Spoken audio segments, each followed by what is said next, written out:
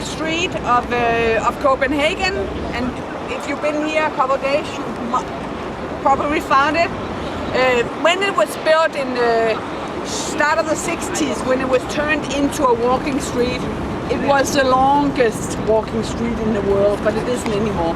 But it's quite nice. It's really used, especially on Saturday. You can hardly walk. It's like the Rambla in Barcelona, or that type of thing. It's actually two squares that were separated, and then in the 18th century was put together as one square. So it's the old square and the new square over there on the other side.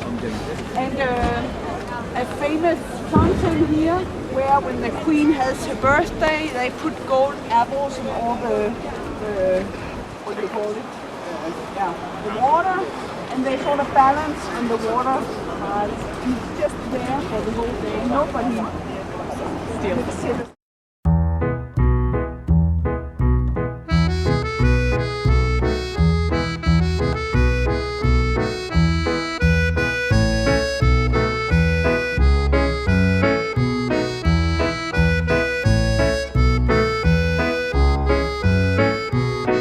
1907, and then they built this 20 years later. So it's very uniform, classical in its style.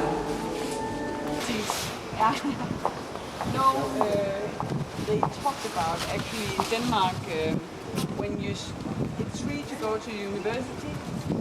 Of course, only a certain amount of years. You have to do your exams and stuff, and at the same time you get afterwards, or the parents don't have to pay anything. So that's part of what all our tax goes to. That's free education. And you can all do without working. You just use. Yeah, you can if you live spontaneous. You can also. A lot of the students have a small job next to their studies, but that differs from person to person. You can, you can. If you buy your books at internet, do all that stuff, it's actually possible to. The university, but not here. From the first university was in the 13th century in Copenhagen, but here it's only been from the 16th century. And down there is one of the first. You can go up on the top on. You will have some free time on Friday, and it's possible to go up and see all the sites from. Well, actually, Copenhagen burned down so many times, and the last time in 1728. And it was forbidden to build in this way because with all the wooden